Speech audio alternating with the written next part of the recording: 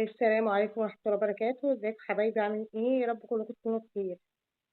الفنان سعد الصغير والإشاعات اللي طالعة عليه إن هو مات، وإشاعات كتير، وفي كل ما أفتح مكان ألاقي بيقولوا ربنا يرحمه وترحموا على سعد الصغير. سعد الصغير ما ماتش، سعد الصغير حي يرزق. سعد الصغير اتحكم عليه ب3 سنين بالسجن المشدد ده لأنه اتمسك في المطار وهو معاه مواد مخدرة.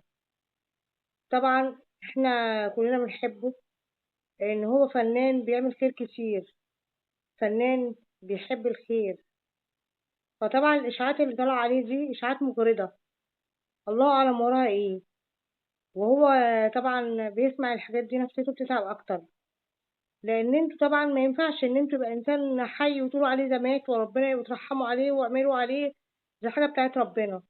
انما هو في كرب، انما هو اتحبس، الله أعلم إذا كان مذنب أو مش مذنب، بس هو راجل بيعمل فعلا أعمال خير كتير، بيعمل حاجات كويسة كتير، ساعد ناس كتير، ساعد في زواج ناس كتير، يعني عمل حاجات خيرية كتير، وبيقرب من ربنا كتير. يعني الراجل دوت أنا شايفاه مع إنه هو مطرب بيغني، بس في حاجات كويسة عملها. فاحنا لما نيجي نتكلم على الحلو اللي عمله، وما نفتكرلوش حاجة وحشة، نفتكر الحلو بس، ونقول ربنا يهديه، ويمكن ربنا يفك كربه ويفك أسره.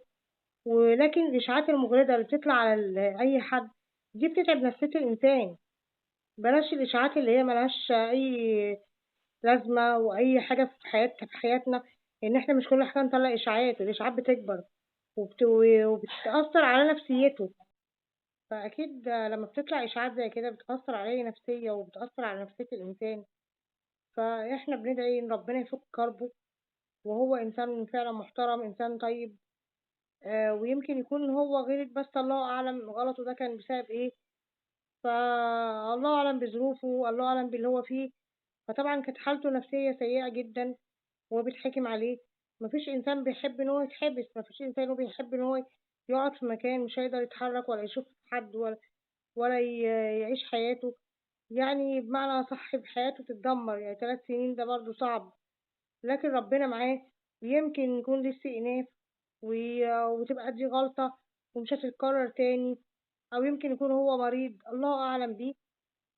فبلاش إن احنا نعمل إشاعات مغرضة أو إشاعات كاذبة، أو إن احنا نلفق إشاعات بأي طريقة. وربنا يفك كرب كل مسلم يا رب.